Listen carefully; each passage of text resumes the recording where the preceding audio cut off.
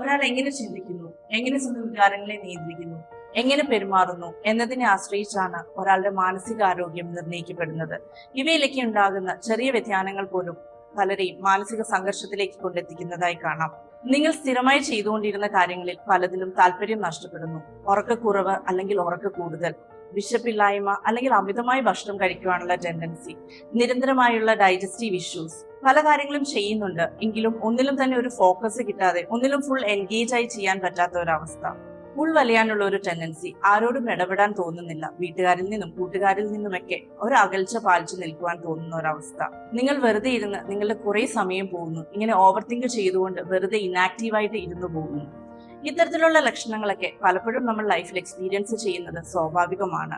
എന്തെന്നില്ലാതെ emotional ആകുന്നു, നിങ്ങൾക്ക് തന്നെ മനസ്സിലാവുന്നില്ല. ചിലപ്പോൾ ഭയങ്കര സങ്കടം, ചിലപ്പോൾ ദേഷ്യം, ഇങ്ങനെ നിങ്ങളുടെ വികാരങ്ങൾ മാറി മറിഞ്ഞുകൊണ്ടിരിക്കുന്ന ഒരവസ്ഥ. ഈ പറഞ്ഞ ലക്ഷണങ്ങളിൽ ഒന്നോ രണ്ടോ ഉണ്ടെന്ന് കരുതി നിങ്ങൾ പേടിക്കേണ്ട കേട്ടോ. എന്നാൽ സ്ഥിരമായി ഈ പറഞ്ഞ പല ലക്ഷണങ്ങളും എക്സ്പീരിയൻസ് ചെയ്യുക, അത് ഒരു 2 ആഴ്ചയിൽ കൂടുതൽ എക്സ്പീരിയൻസ് ചെയ്യുകയും ഇത് നിങ്ങളുടെ ഡെയിലി ഫംഗ്ഷനിങ്ങിനെ വളരെ നെഗറ്റീവായിട്ട് ഇമ്പാക്ട് ചെയ്യുകയും ചെയ്യുന്നുണ്ടെങ്കിൽ തീർച്ചയായിട്ടും ഒരു സൈക്കോളജിസ്റ്റിനെ കാണേണ്ടത് അനിവാര്യമാണ്.